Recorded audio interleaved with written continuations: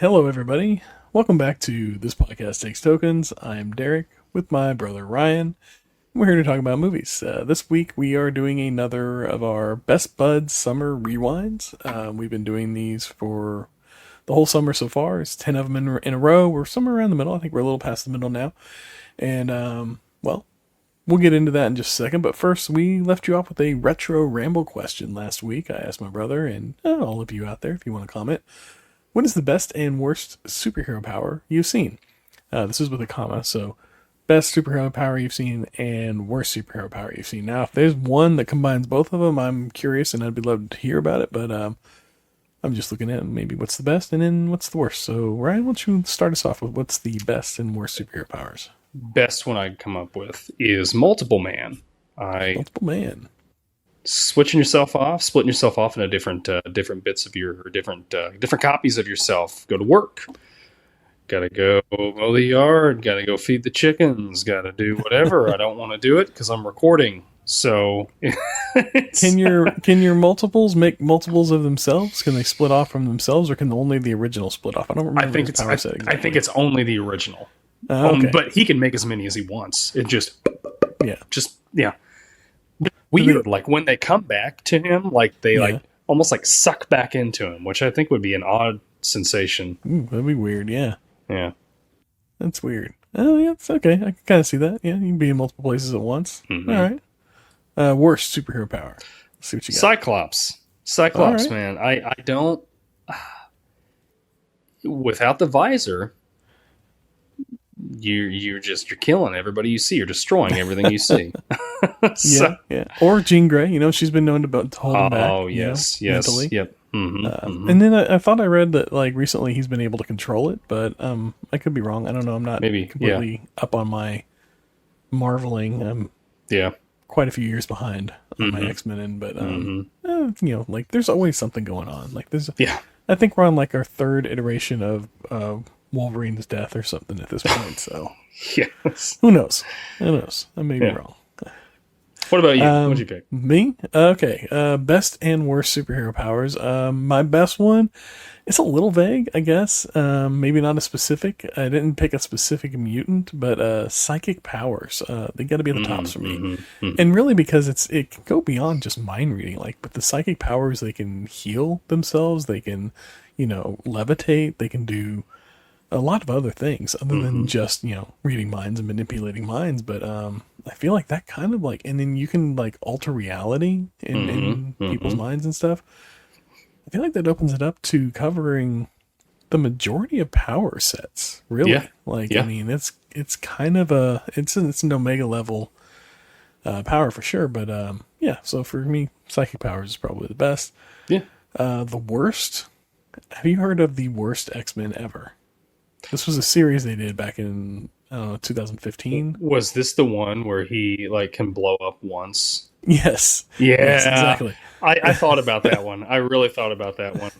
That's got to be the worst one. You can blow up once and it kills you. So whenever you use it, that's it. Like you're dead, and like but you can control it. You can make it small or you can make it big. But yeah, I thought that was a really interesting short little series they did. I think it was like 6 episodes or something like that, or issues. But I think he ended up like saving the day. I think when he did that, if I remember right, like he took out a bad guy. Yeah. So it wasn't like all for nothing, but my gosh, what a. But like I remember that one started, and like he found out that like his parents are mutants, so he's got to be a mutant. So he goes to the academy to like figure out, like what his power sets are. And, Beast is running on, and he's like meeting all the mutants. He's like, "Hey, what's up? I like you, and I like this," and like he's like a big fanboy and out and everything. And then Beast tells him, "Oh yeah, your power is you can blow up," and he's like, "Oh, that's awesome." And he's like, "Yeah, but you can only do it once." He's like, once, "Well, okay." He's like, "Yeah, but it'll kill you." And he's like, "Oh, well, okay, that sucks." And then he's walking out with his parents, and they're kind of like, he's kind of a little somber about that. And then they get killed by a sentinel that just drops from the sky. Just the worst day ever. You know what, though? If I'm going to be told news like that, I want Hank McCoy to tell me that news. Yeah. Like, he's one of my favorite X-Men. I love Beast. Yeah. But yeah, I remember that. Yeah, that Sentinel just drops and Yeah. That's a good little series. I like that one. But yeah, worst. That's got to be the worst X-Men power ever. That or I don't know, maybe Beak. That was a pretty rough one. Oh yeah, I felt bad for. Like I think everybody felt bad for him. It's like he looked that way. He had nothing. Like he couldn't do anything about it. Yeah, it was like a baby chicken mutant thing. It was weird. Yeah. But all right, well, that's my retro ramble for this week. Yep. Let us know in the comments if you have an answer that maybe it's interesting or funny or different. It doesn't even have to be X-Men. It could be, DC power sets. Could be from, Vertigo. Whatever. It doesn't even have to be comic books. Maybe from a movie. Whatever. Maybe you've got a superpower. Maybe you got superpower. You're like, this sucks. It's not you right here. Yeah. But with that, I'm going to roll our intro, and fingers crossed we'll be back and start the episode. Yep.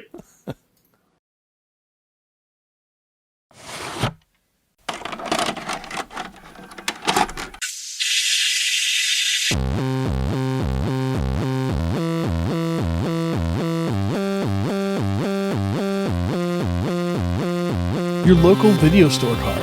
A comic book in your back pocket. Games with no tutorials. Music you had to discover. And drinking water straight from the hose. These are the things us millennials remember fondly. We are the Jennings brothers. Join us after the streetlights come on as we race our bikes from the top of the hill right down memory lane. Exchange those quarters because this podcast takes tokens.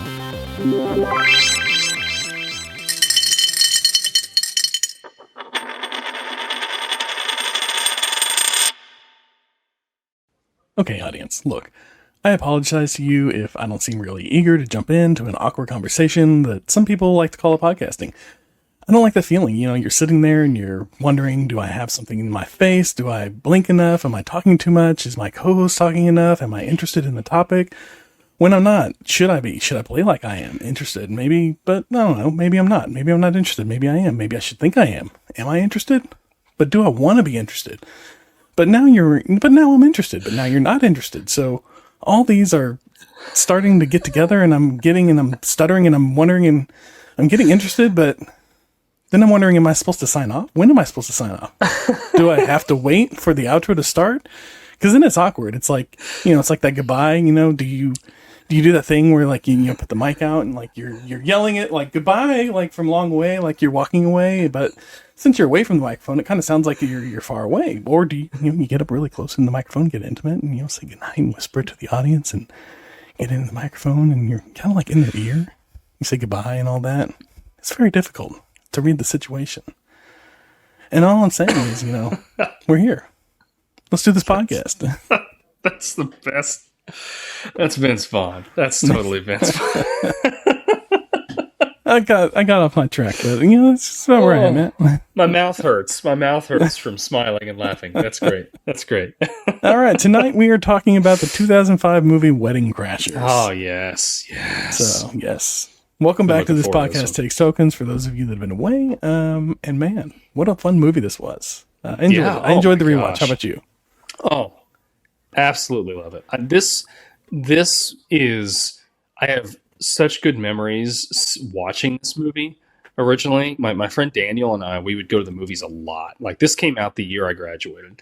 And I remember, I think I had to have been, I don't remember when it came out. It had been like the summer or the fall, I think. Released July 15th, 2025. Okay. Or 2005. Yeah. So I had just graduated that May. And I had moved back to hometown here.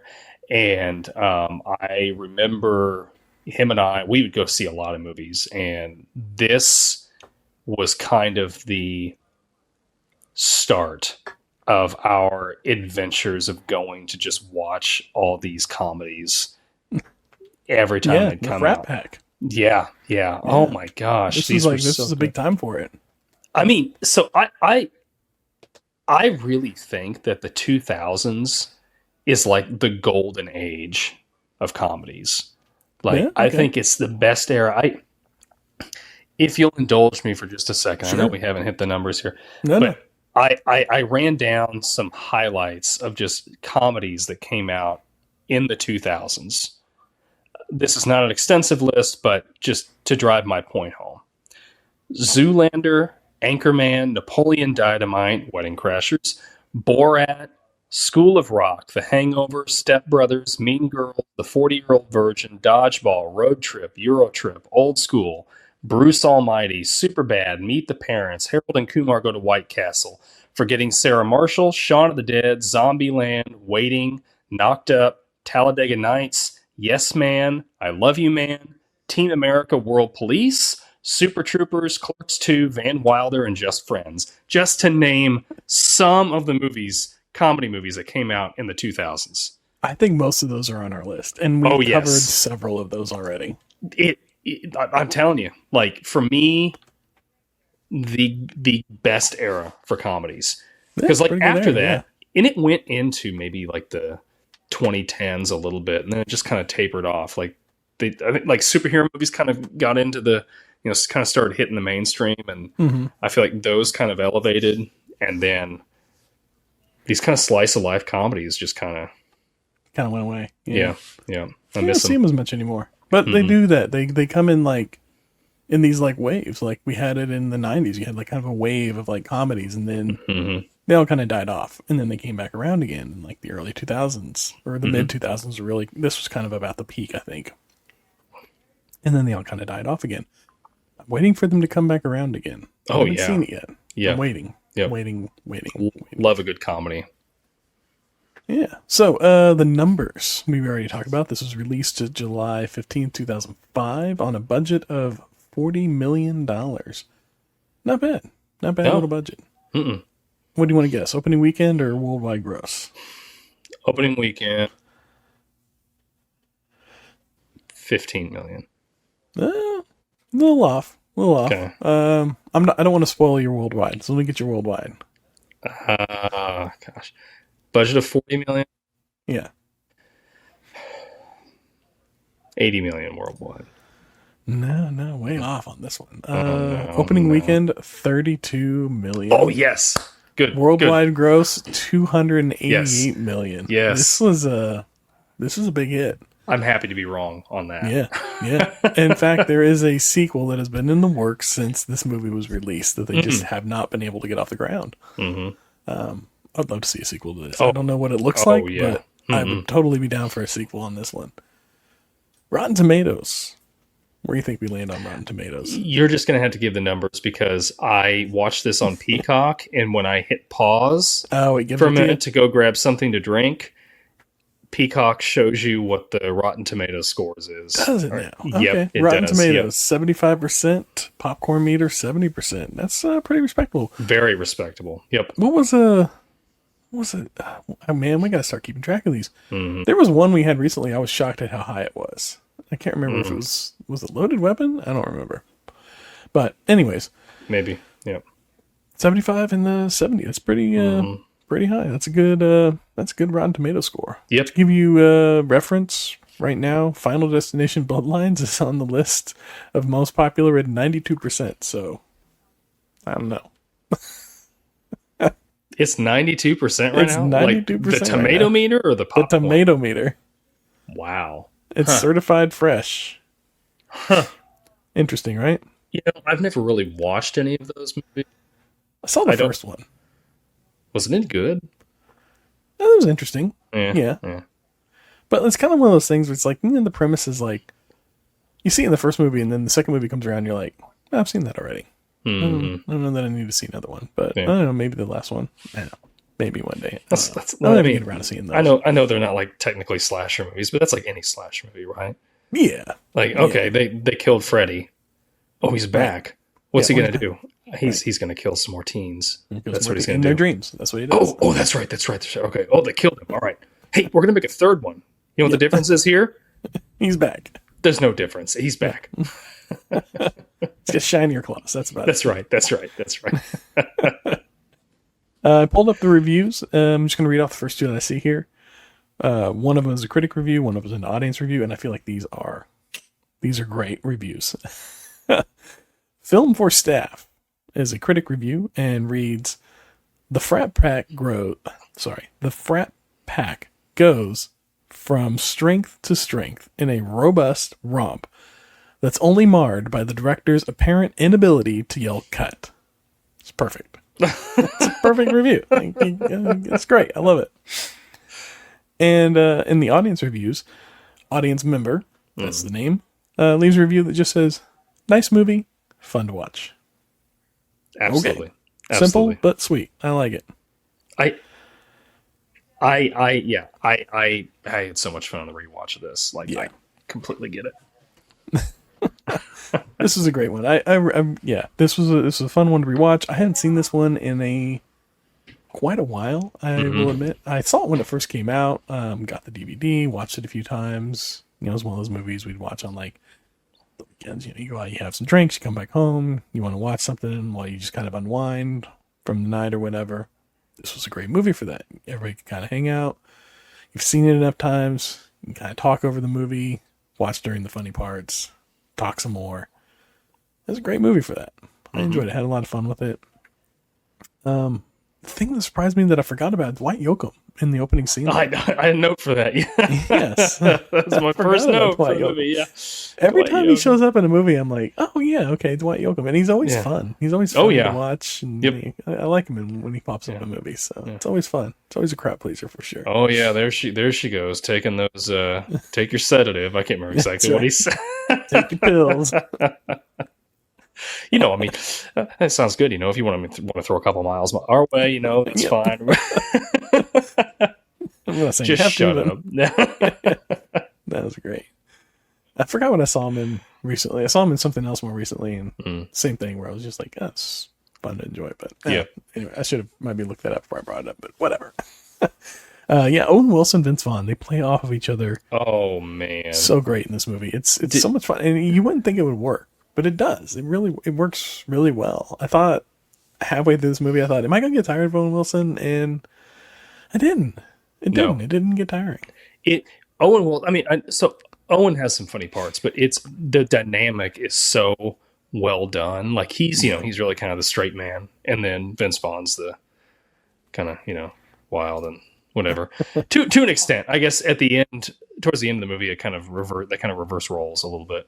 But you're right. I mean, I'm looking at this. I'm like, are you like looking off my notes because like it's the exact same.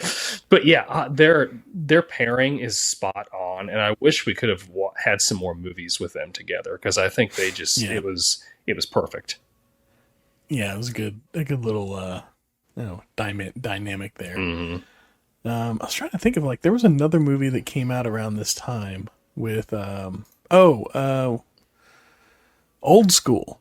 This one kind of reminds me of, you got, I think Vince Vaughn was in that one as well, wasn't he? And Luke Wilson was in Old School. Luke Wilson, yeah. It was Luke Wilson and Vince Vaughn in Old School. And that one, I was, I guess, picturing a lot of Old School before the rewatch on this one. For whatever reason, that was just in my head. I mean, they're only a couple years apart, so I guess I watched them both kind of a lot together, and they share a lot of the same cast too. Like you got Will Ferrell that reprises his role at some point. I guess not a lot of the same cast, just the key players there, I suppose. And but yeah, that one I kept waiting for certain parts. I'd be like, oh yeah, that was Old School. That wasn't this one. But I feel like they share a bit of I don't want to say yin and yang. They just kind of they follow similar beats. Maybe it's just comedy in general. Same vibe. Same vibe. Yeah. Refusing to grow up, all that kind of stuff. But I don't know. I think of the two of them together. If I was going to watch two movies together, it'd probably be those two. I think that'd be a good pairing. That'd be a lot of fun to watch together. I don't know. I think of them kind of in the same breath that way. But I had another thought. I can't remember what it was. It escaped you. Yeah, it's escaped me. It was something about those the Old School and Wedding Crashers that escaped me now. But the whole Wedding Crasher thing, that's what it was. The whole Wedding Crasher thing. Do you think this is a real thing? Are people out there crashing weddings? Sure. Before this, not after this. Before this. Surely somebody was. I mean, I don't think it was a epidemic of Yeah. things happening. Surely. I mean, where else would they have to gotten inspire it? Yeah, you know, art is inspired by life, right? this is true. Yeah. So, I mean, somebody had to have been doing it for them to think of, oh my gosh, this would make a great movie. Like, somebody heard a story of, you know, a secondhand story from somebody's brother's friend's cousin that does this, you know, or something like that. Okay, I can see it. Yeah. Yeah, would it be an effective method though, like for picking up girls to go crash weddings? Like, it seems like a lot more work than just going to the bar and meeting a girl. Yeah, but I think though, like in this instance, you're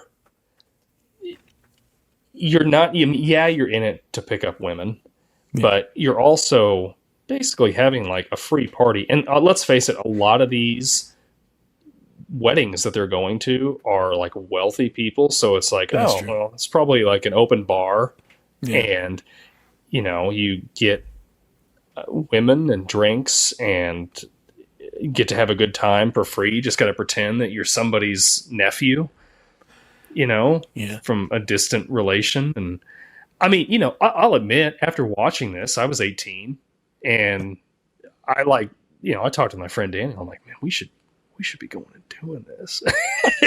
And I think like, not now. Daniel's a very good family man now. I think back then though, if I would have had a little more gumption, he would have done it with me. He would have. We would at least tried it once, but I was too timid. I'm like, I can't do this. There's no way. I couldn't do it. That's awful. It's awful. It is awful. It's like, I'm looking at it now and I'm like, oh my God, look at what these jerks are doing to these women. Like, you're just like, you're using them. And that's, you know, but it makes for a funny movie. Yeah, it makes for a funny movie. And like you see, like with a couple of them, they're like, they're onto it. They get it. They're like, my name's not that. My name's Stacy or whatever, you know, or she's like, are we done here? Or, you know, like all the different things. And it's like, okay, maybe they're kind of in on it too, or they're complicit in it, but I don't know. But I can't imagine. I mean, I don't know. It seems like a lot more work to go crash a wedding than to just go meet a woman in a more natural setting. You know, I don't know. I'm with you though. Like I maybe it's because I don't like wearing a tux. Maybe there. I like dressing up, but I don't get to do it very often. But I think that I don't recall ever going to a wedding and just seeing women just like ready for attention of that caliber, you know. Right. But I don't know. I wasn't looking for it either. Like most weddings I've been to recently have been like with my wife, you know, or maybe, you know, maybe she was my girlfriend maybe at the time, but like it has been with my now wife. So it wasn't something I was, you know, I wasn't seeking after a woman. So I don't know. But anyways, surely somebody's out there. You're right, especially after this movie came out. Yeah. Surely, I bet there was an influx. Oh yeah, I'm sure there was after the movie, a year or so after, just like annoying guys. They were not as smooth. They were not getting away with it. Getting bounced at a wedding so fast. Oh yeah, I'm sure it was a headache for the wedding industry. Oh yeah, they were just like, oh no, one of these guys. Got to check IDs at the door now, guys. Yeah, this is ridiculous. First 9/11, now this. Yep. But anyways. I like how we can see early on. We'll get back to the movie here. Yeah, let's get back to the movie. I like how we can see early on that Owen Wilson is getting tired of this. Like, you can kind of see it in, like, he's exuding a bit of exhaustion with all of this, his predicament. He's just kind of like, I just want to be done with this. I'm tired of doing all this. And then it kind of like little sets us up for what's to come and, you know, what's all going down the road. But they talk about it, I'm trying to establish a bit of a timeline here because we got Best Buds Summer. So we got to ask the question, you know, when did they become Best Buds? Before the movie started. It was before the movie started, because we start out as Best Buds. But there's a couple things in here that I think kind of give us some clues. Like he talks about that they've been doing this for 12 years, that they got the book 12 years ago from, I can't remember his name. Will Ferrell's character's name. I can't remember the character's name. Whatever his name was. We'll just call him the first Cratcher. Yes. So he talks about getting it from him like 12 years ago. And then he also talks about how they were, Owen Wilson mentions that, that they've known each other for 17 years. And they're probably in their mid-30s. So that means that they've known each other since, we'll say, around high school. Mm-hmm. And then later on, Vince Vaughn mentions that they've had 16 years of friendship. So they became friends roughly a year after they met us, it sounds like. Or roughly around the same time, I would assume. Maybe they're just like slipping of the tongue as far as like what it is. So I'd say they became best buds in high school. I think that's a good place to put it. Other than that, I don't think we can establish it in this movie because, like we said, it was done before the movie started. Yeah. So we're just gonna knock that one out a little early. I think that has to be it because they clearly they had to have went to the same college together. Yeah, and then they both got the same degree. They opened up this. I'm assuming they're like attorneys or something. I don't know exactly. They're what. Mediators, wedding. Divorce mediators. Okay. But they've got like their own office, like together, you know. So I don't know if they're part of a whole like law firm, if they're independent or what. But, yeah. And then it opens up, you know, and Vince Vaughn's talking about, you know, Owen Wilson's parents dying whenever he was in high school or something like that. And every year on his birthday, he goes and sleeps over at his house or whatever. Yeah. Which they kind of set that up, but then they don't do it. But they do bring it back around towards the end. To kind of it's like he starts to, and then then he kicks him out. But I wondered, like, for a while, I was like, is this... Because it had been a while since I'd watched it, too. But I was like, is this like a joke that he's trying to tell this woman to try to, you know, come on to her? And then, of course, you know, it comes up later that, no, he was serious about that. So yeah, there's a long friendship there. Yeah. They've been best buds for a while. And may continue to be best buds, I guess, it sounds like. Yeah. But, any, what are your thoughts on this? I'll open the floor to you for a minute. Let you ramble. Okay. So, I'm going to mention this here. All right. Christina and Craig's wedding vows, the beginning. Oh, yeah. I mean, come on. I want, like, will you vow to be my captain?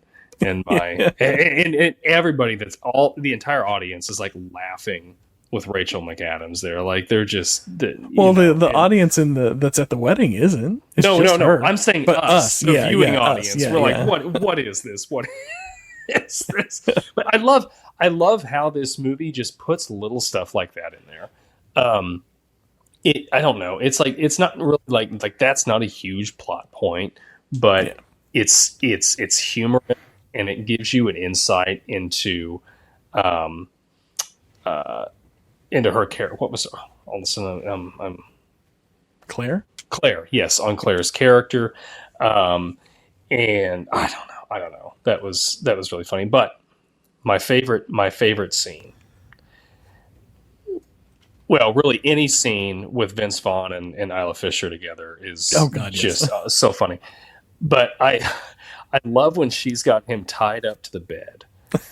And he, you know, it's that whole scene from like when he first like wakes up and she's there and then she sticks a sock in his mouth and puts the duct tape over it and you hear him, you know, or whatever. And then it cuts back later. She's left and Todd, her brother, comes in and he's like, we had a moment. And it's the classic Vince Vaughn. He talks. He's a fast talker, you know. He like reads his lines so fast.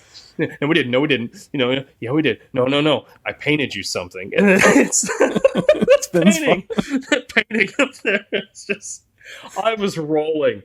And then Christopher Walken starts to come in, and he's like, yeah, get in the closet. Get in the closet.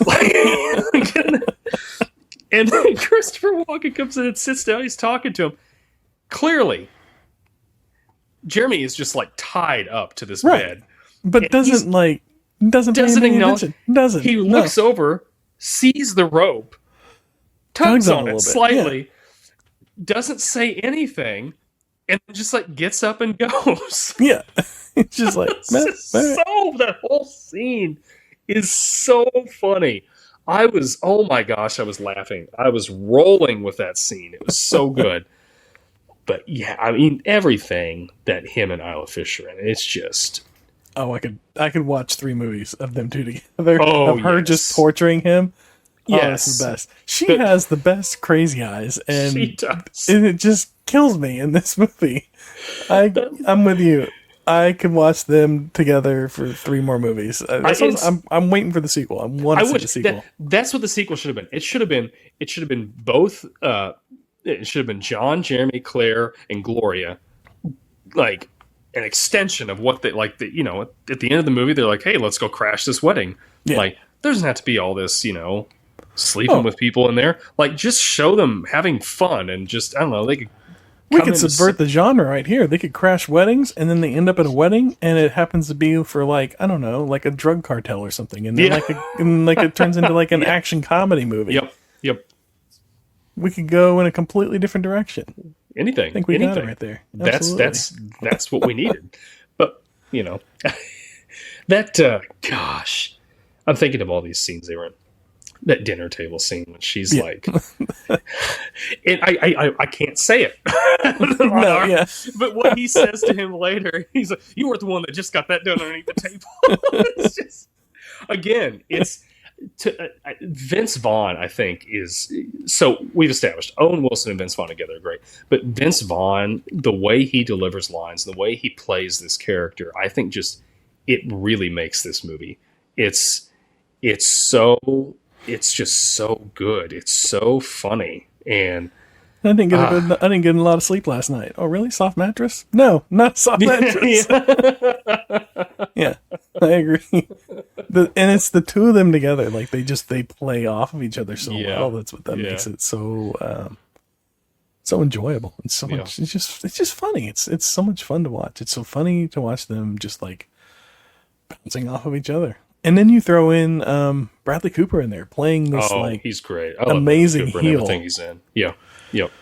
Which I don't really remember him from much before this. Mm-hmm. I think this, and he did that show Kitchen Confidential right around the same time. I remember seeing him in those two. Mm-hmm. And then we'd kind of like pop up in here and there. But this was just great. Like he played like this A+ a-hole, for lack of a better term. We've all seen this guy. Like we know this guy. You see him, you're like, oh yeah, him and his buddies. We've seen these guys before. Yeah, and man, whenever he lays the hits on Vince Vaughn when they're playing football, did nobody give him the memo that this is supposed to be touch football? Because he's just laying him out like nothing else. Nobody cares either. Nobody They're cares. just like watching, and they're they may make a ooh or whatever. But they're not like, "Are you okay?" They're just like, breath. "Yeah, get up. We're gonna keep going." Well, I guess Claire is like, "No, I think your brother's really hurt." So maybe she's the only. But you would think Gloria would be, like I think at some point she runs over there to him. But at the very first hit, is infatuated with Jeremy as she is. That first hit, she would have been like over there, like, "Oh my gosh, are you okay?" Like, "Oh my poor baby." Well, maybe she kind of enjoyed it a little bit. She liked watching him get beat up first. That's true. That's true. She's something else. She's a nut job. But I remember 18-year-old me watching this. I had such a thing for her after this movie. I'd never seen her in anything before that. And I was like, oh my gosh. This woman. I would agree. Yeah.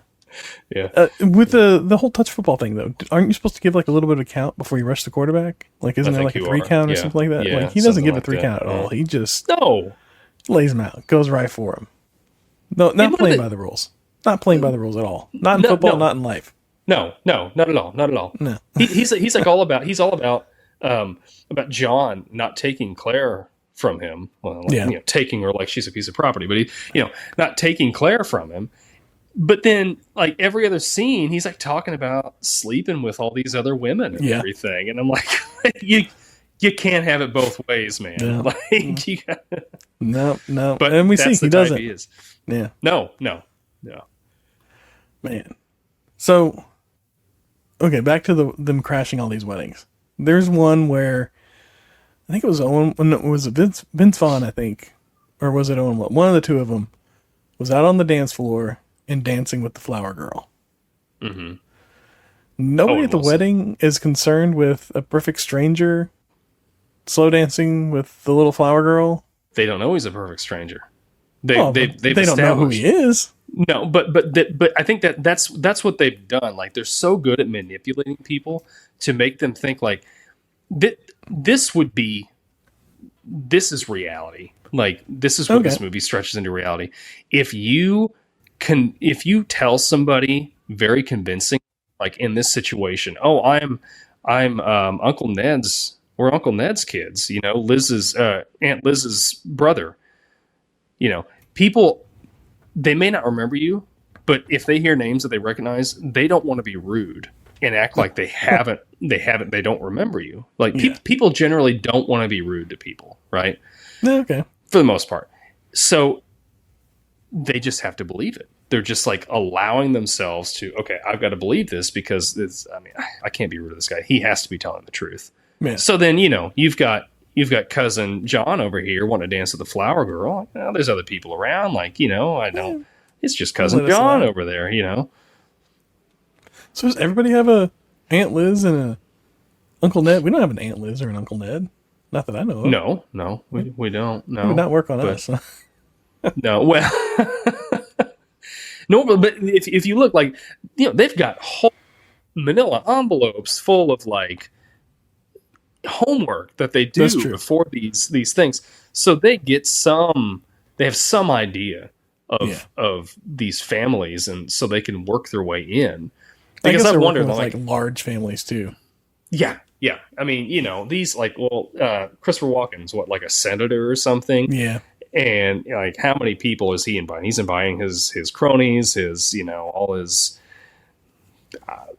donors and, you know, everything. So, I mean, that's what. And then he also mentioned like that they've been getting the two families together. He referred to it almost like, you know, like getting two royal families together. It was like, you know, we're finally going to join these two great American families or something like that. So they clearly have like wide and dense family trees on both sides. I don't know. I guess it's like maybe an East Coast New England thing, perhaps. Well, it's got to be. I mean, look at over that. Like, look, like this area is like money. Like, there's nothing but money there, and I'm like, okay, this is like Kennedy level. Yeah, like, you know, like, like that house, that beach house that they have. Yeah, they have to take a boat to get to. Oh my God. with like all the help and everything they've got there, like for a vacation house. Oh yeah, I'm like, oh my gosh, like keeping those people on staff, and they've got money. They've got money. Yeah, that's true. And everybody's big thing is sailing. Like, sailing. You and I aren't going to be sailing. I can't. I can barely afford like a John boat. Like, I'm not going to be out there with. I don't want a boat. You want a boat? I don't want a boat. If you could get a boat, would you want a boat? No. I've heard the best 2 days of a boat owner's life are the day they buy it and the day they sell it. Yeah. That's what I've heard. Yep. Yeah, I don't know. I got no interest in a boat myself either. No. It just doesn't. Yeah, it seems like a lot of work. But maybe that's coming up a lot with me today. I don't want to seem like that, but yeah, it seems like a lot of work. Yeah. Okay, this wedding. Yeah. With Christina and Craig, where they meet Gloria and Clara. Oh yeah. This best man speech is rough. I mean, he's talking to Craig and he's like, he was there for me. And here I am, 8 months sober, all because of him. I'd have been like up and gone by this point. Like, that's way too, oh my gosh. I don't know. Maybe I was uncomfortable watching it. Maybe you didn't feel the same way. I don't remember the best man speech. Oh my gosh. It wasn't as rough as Claire's, but that was funny. That was a good one. I like that one. Yeah. And he's like, you got to play it like, tug of the heartstrings, be a little nice about it. Yeah, that was great. I think my jokes are pretty good. Yeah. Her jokes were good, just not for the people that they're not here to hear jokes. No. Yeah, I like that.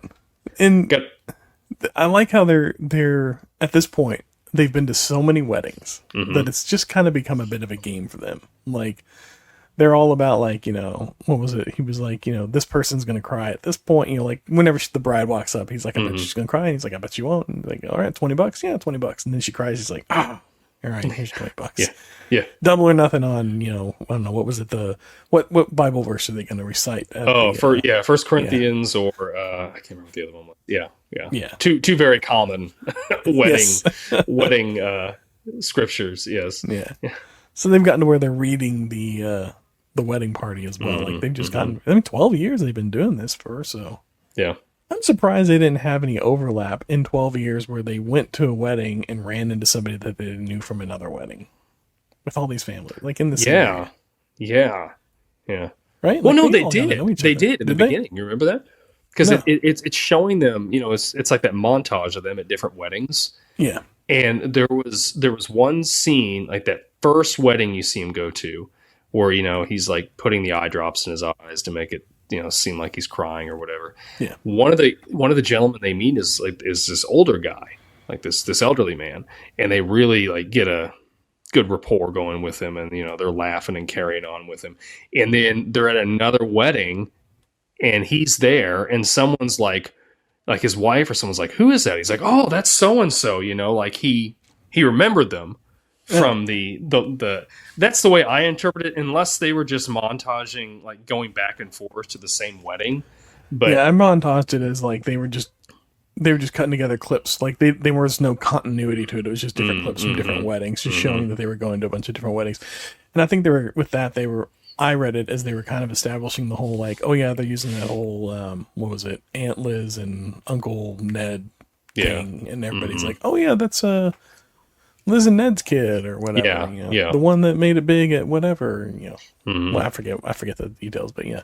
Venture That's the way I read the capitalists. And, situation. yeah. But no. I'm gonna skip ahead again. We're gonna go back to our favorite couple, you know, Isla Fisher and Vince Vaughn. Oh yeah. How did nobody notice them at the table? Like, nobody noticed them at the dinner There's table. no way, especially the way, like, he's carrying on. He's enjoying it a little much. Like that is, he's trying to brush her hand away at first, and you see it coming back. Love it. And she's leaning like far over too. Like she's she's not subtle about it at all. No. Nobody at the table seems to notice it at all. Like nothing. I'm like, not even when he's banging on the table, nobody's noticing. Yeah, I know. Nothing. I guess Grandma's being distracting enough over there with all her rants and everything. But I think it's time to go to bed, Mom. yeah. Oh man. So there's also the point later on in the evening where the mom is hitting on Owen Wilson's character as well. Kitty cat, that's right. She comes into his room, she makes him feel her up and everything, and then, you know, quickly turns the table. She's like, you know, jerk or whatever, and she pervert. She calls him a pervert. She like forces him, and then walks out. Yeah, like that's her thing. But you remember at the wedding, when she first sees him, like she dances with him, and she's like, "We've been married for, you know, I don't know, 30 years. We were 29 or something. We were faithful for the first two." That's right. And then she walks up. She walks away. So then she gets into his room. She does all this, you know, and then leaves him. At what point in their relationship does he have to tell her, "Oh, by the way, your mom made me feel her up"? I mean, because that's got to come up at this point. That. Like by the end of the movie, they're together. Like, well, I guess you know, he's like, "Well, I'm not asking you to marry me. I'm just asking you not to marry him and go on a walk with me or whatever." But good line. You know, you can read between the lines. These two are going to get together, and that's got to come up some point. It's got to come up somewhere. He's got to say something to her, because he's otherwise, first. she's gonna keep coming on to him if he doesn't say anything. And she can't find out from somebody else. She's got to find out from him. You got to control that information. Yeah. And really, the way that she seems to present herself to everybody, it doesn't seem like it's a secret that she's pretty promiscuous. So I don't see Claire being like, "Oh, I don't believe that." Like, I could totally see her being like, gosh darn it, Mom. Can you not like hit on this guy? Yeah. That was my thought was whenever this happened, like, well, you can't get back from that. Like, and I can't imagine explaining that and having a pleasant conversation afterwards. That is not a conversation that is going to go well in your favor no matter what. No. That's an awkward situation to be put in. But it's movie magic, and, maybe we just move on from it, and nobody remembers. But I feel like the whole weekend that they're at the lake house is kind of the torture, if you will, that Vince Vaughn's going through is kind of like his comeuppance for the years of him, crashing weddings. Yes. With Owen Wilson and everything. And baptism by fire maybe is the correct. I don't know. It feels like he's going through an accelerated course in finding his true love, perhaps. Yes. And he comes out of it, happier than he wanted, or he went into it for sure. Yeah. I love when he finally figures out, like when he's talking with the priest down in the breakfast room or whatever, and he's talking. Well, he's talking. The priest doesn't get to talk, but when he finally like realizes that she was playing him just like he was playing her, and then he when he sees her, he's like, I dig it. Like we've he's like, hit he that. gets it. He's like, we're meant for each other. Let's do that's this. Right. That's Come right. on. Yeah. And I love how Christopher Walken like doesn't really care for him, at least in the first part of the movie. And he says Jeremy says to John, he's like, he's threatened by the way I dance. Like that's it. It's little lines like that are just sprinkled through this movie. Little things. Yeah. Like the way you're talking, like we know that Gloria is, we get a glimpse, like she's crazy. So, we see her and Jeremy go off to the beach, and she's like all lovey-dovey on him. You're like, okay, I could see that. Like at that point, I'm still not convinced. Like, I don't even have any idea that she's really crazy. She's just like infatuated with somebody because for all we know, like that was her first, or whatever. Yeah. That's what she told us. Huh? That's what she told us. And then he comes back, we got a stage 5 clinger. We got to go. It's great. But like when she's, trying to convince Christopher Walken to let them come to the vacation house. She's just throwing a fit like a child. Oh, she's like holding her breath and stomping and everything. At that point, you're like, okay, she's off. There's a little something here. Yes. Yeah. Absolutely. Yeah. And like, it's like, it's all the little things, like you said, like whenever he's making the balloon animals and the kid's like, I want a bike. And he's like, I can't make a bike, buddy. You got to pick something else. And he's like, make a bike, clown. It's just like, that was great. You want a bike? Fine. Here's a bike. And he makes him a bike. He does. Which was impressive. I mean, the bike was super impressive, I must admit. He made perfectly round wheels. I was impressed by the bike for sure. It's like, Uncle Jeremy's a little tired. I can't make that right now. Make it. I for some reason remembered the Dan Band showing up in this movie, and I was kind of disappointed whenever they didn't. But I guess it's a reason to go watch Old School. But anyways, this this one hits on like what we were talking about with Loaded Weapon 1, just the writing, the pacing, the back and forth, I don't know what you want to call it, the rhythm of the joke telling in the dialogue and the way that they're conversing and everything.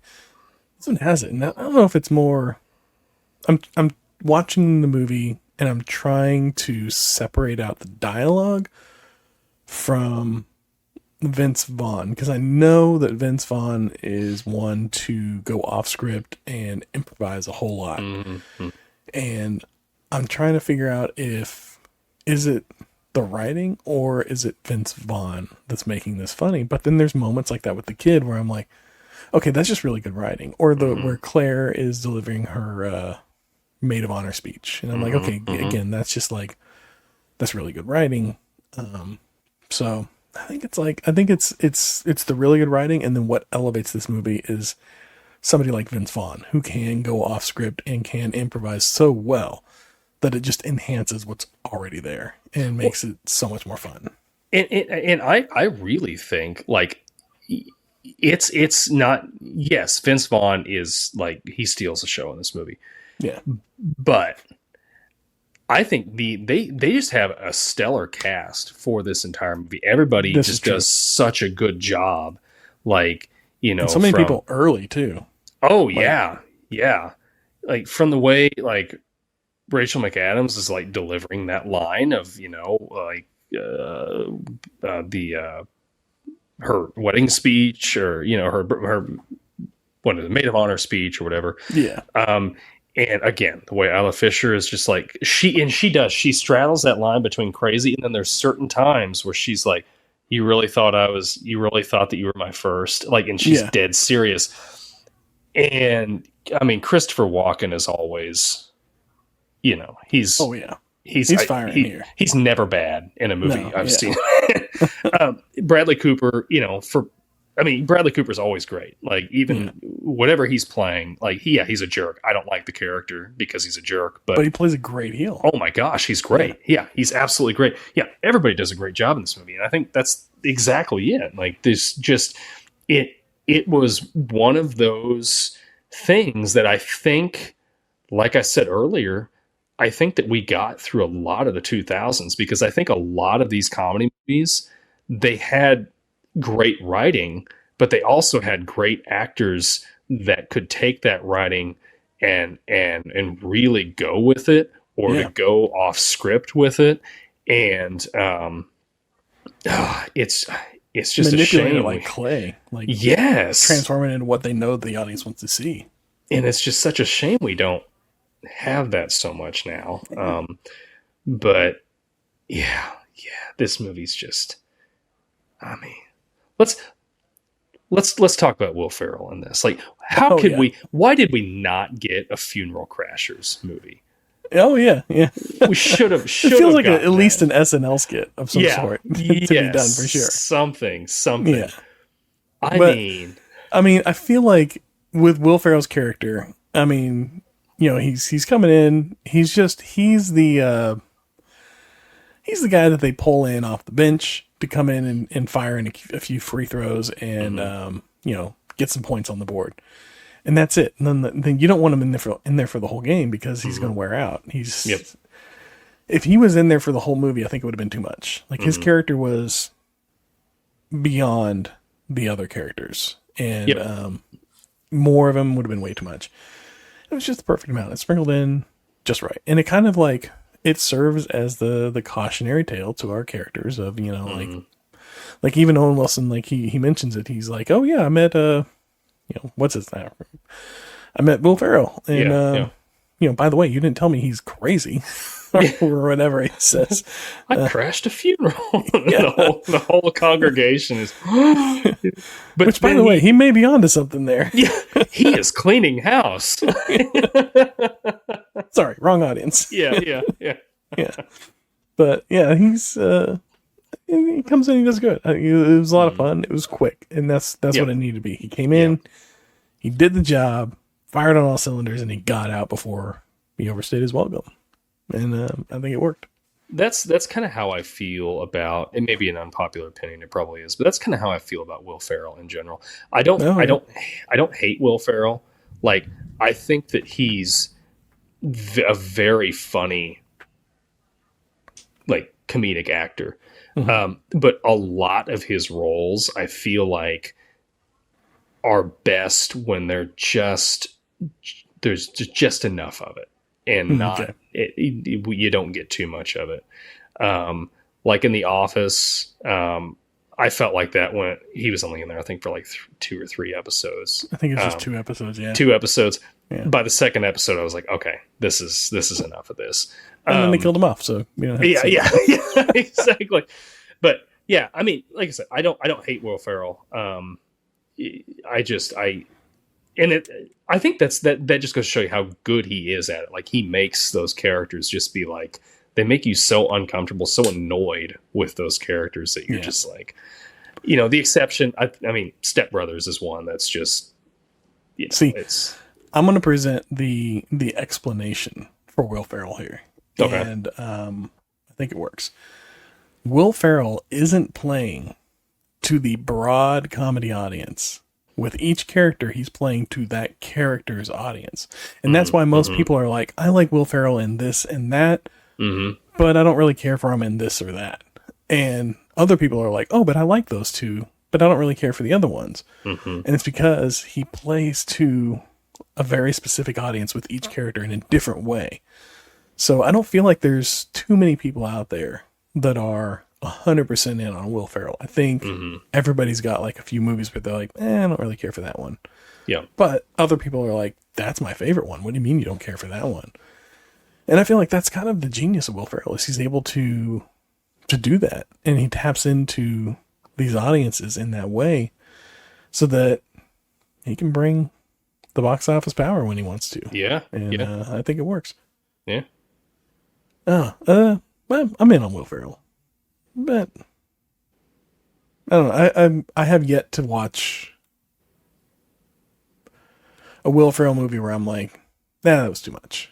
But there are Will Ferrell movies that I haven't watched because I've been like, I feel like that'll be too much. Like, he did that one that was like Casa de Madre. It was like all in Spanish. And it was like a weird like Western thing. And then from the previews, I was like, I'm not going to care for this one. So I never watched it.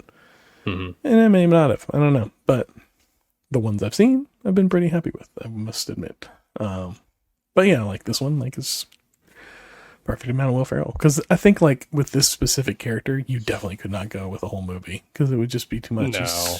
You can't root for the guy. Yeah. You would have to have somebody else there to. Yeah, I don't know. I think if they did like a Funeral Crashers movie, it would have to be like maybe some people that he had, like his proteges or something, like much like this one, and then they come, then they come back and he does a cameo in it or something like that, or maybe his proteges are with him. He's in the beginning of the movie, then he dies, and they're crashing his funeral. It's just all wedding crashers at his funeral. Yeah. All crashing his funeral. Everybody's trying to hook up. Like, he's protéged some women too, so like there's like women trying to hook up with it, and then everybody's just trying to hook up with everybody.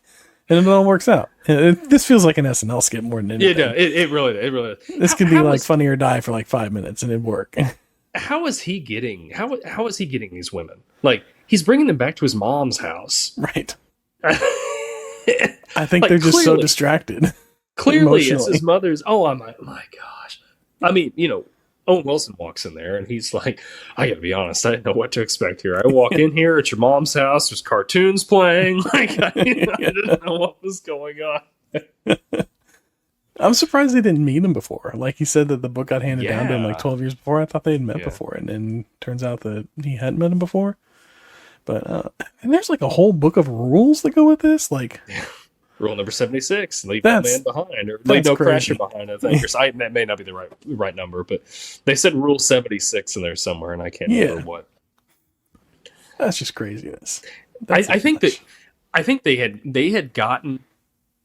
started doing this, I think, from his protege originally, because when Owen Wilson walks in there, he says, I'm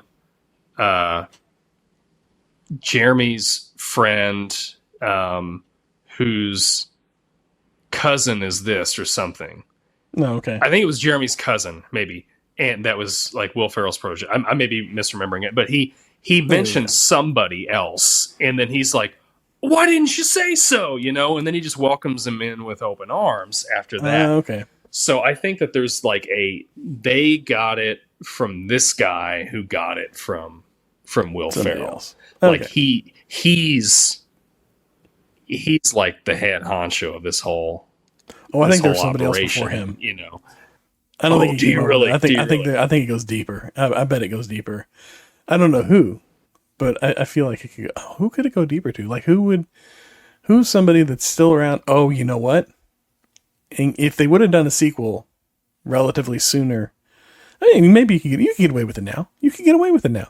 Dick Van Dyke, dude's still around. He's got the energy of like a 20-year-old. Yeah, he could be the original. Yeah, 100%. Yep. Oh, that's great. That's it. That right there. would be. I want to see that great. one. Yep. The first. Still out there trying to get these little old ladies that are he's doing retirement widows. Crashing. Yeah. Yes, that's the one I want to see. Yep. So I got 2 more thoughts on this, and then I'm ready to wrap this one up.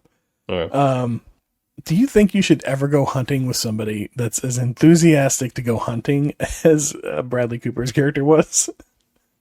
I tell you, that guy comes out of the house with a shotgun and one of those, like, whatever, the gun medallion. What do they call those? All the bullets on the belt around his arm or whatever. Yeah. Enthusiastic. Bandoliers. Bandolier. Just ready to go. No. We're good. I don't need to go hunting. I'm okay. I mean, I don't want to go hunting in the first place, but I especially don't want to go hunting with you. And these guys have never hunted. They established we've been hunting before, but still, how is John like not able? Like, how's that shotgun like completely blow him like 10 feet back when he fires that thing? That's the only way he gets out of the way in time. Otherwise, he's the one taking the buckshot. Yeah.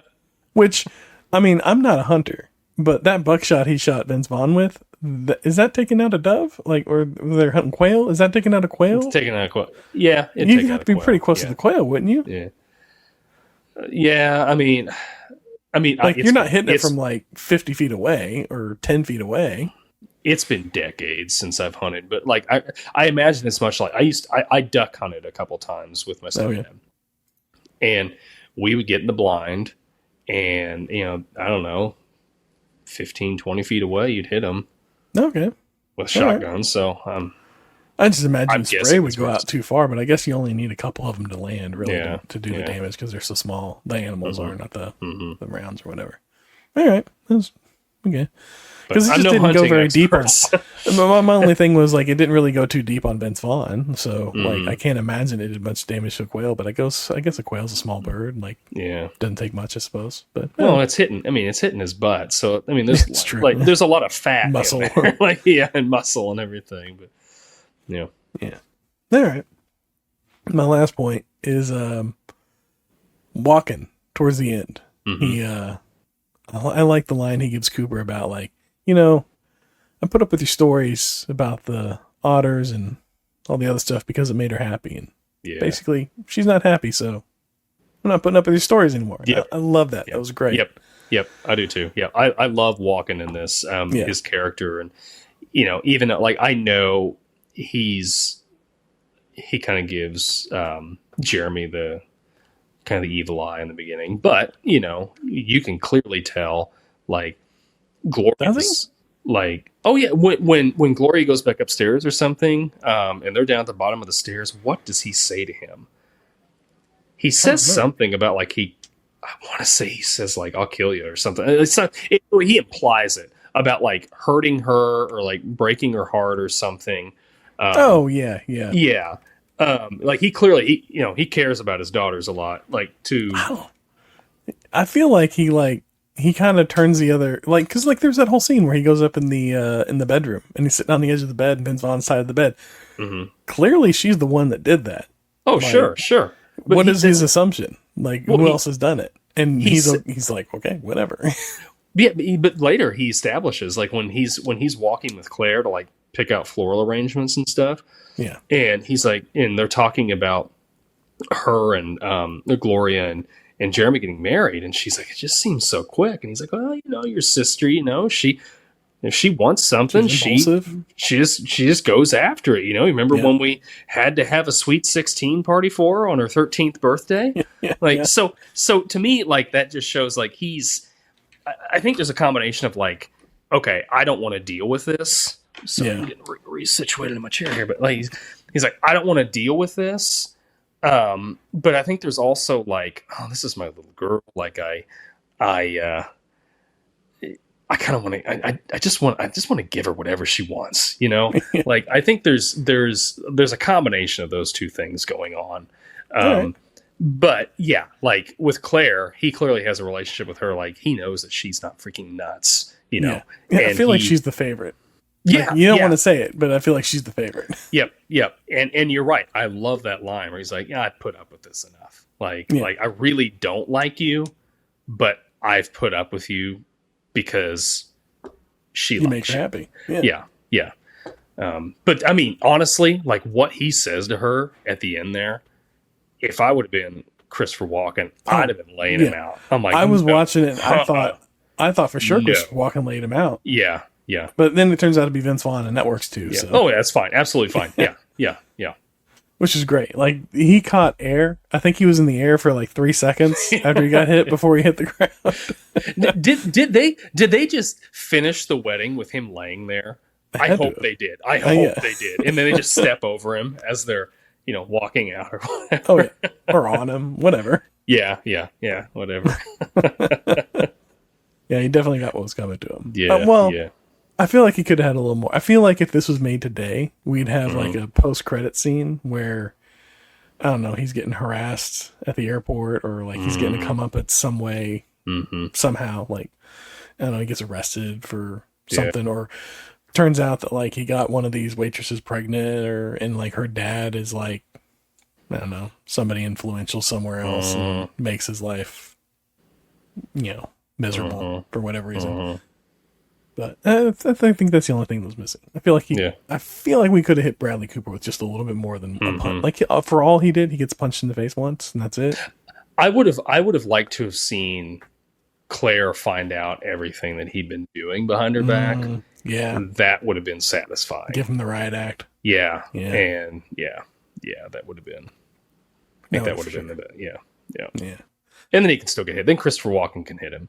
Yeah, I think Walken should have hit him. Yeah. Should have been Walken. Yeah, absolutely. Well, I'm out on thoughts. How about you? Any final thoughts on this? No, that's we hit everything. Gosh, I love this movie. I really love it. I'm going to have to watch it again. I need to get I tried to get my wife to watch this, and I don't know if she'd ever actually seen it, because I was like, "Hey, we're watching Wedding Crashers."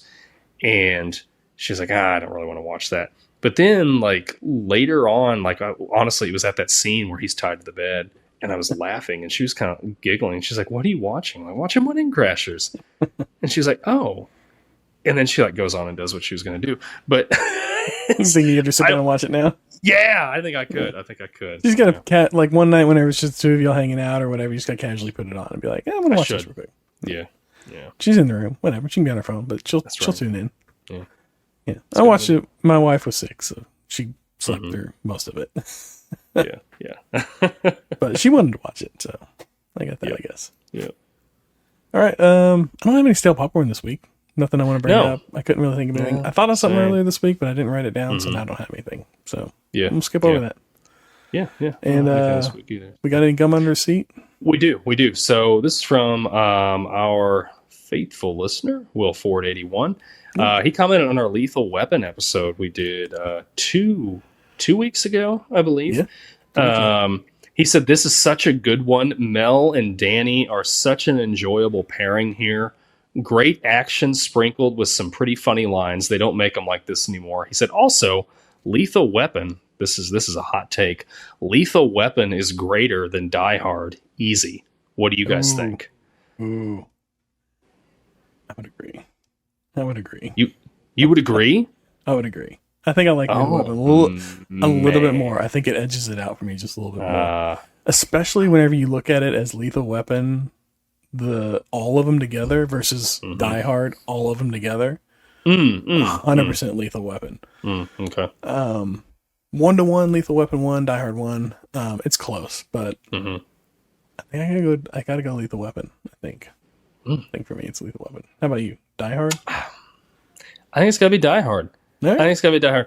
I Lethal Weapon is, man, going back and watching that with you was great.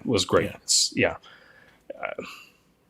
It's good. I don't know. It's so hard. I like, how do you compare those two? I mean, They're just like they are.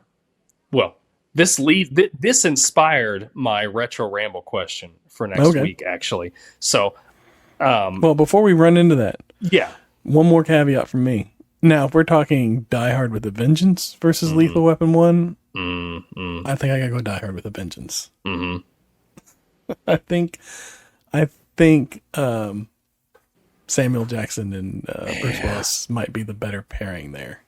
Well, honestly, that's like Sam Jackson and Bruce Willis. I could see them both being like in Lethal Weapon. Yeah.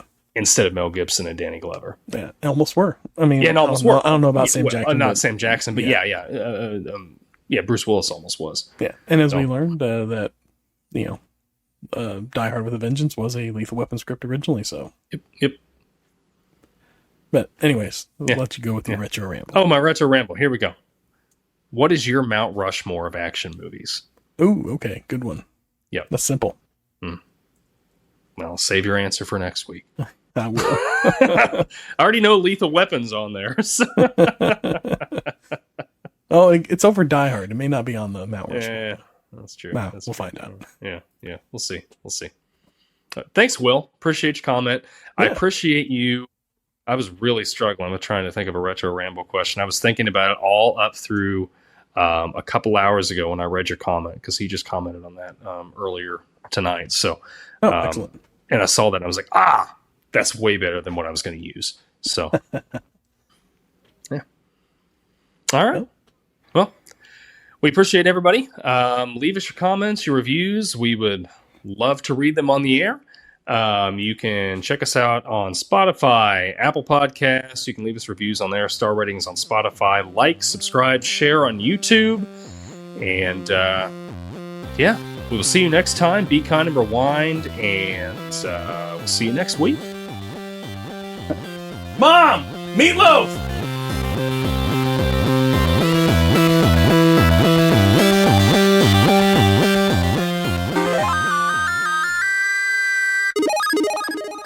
This Podcast Takes Tokens is a Clay Street production.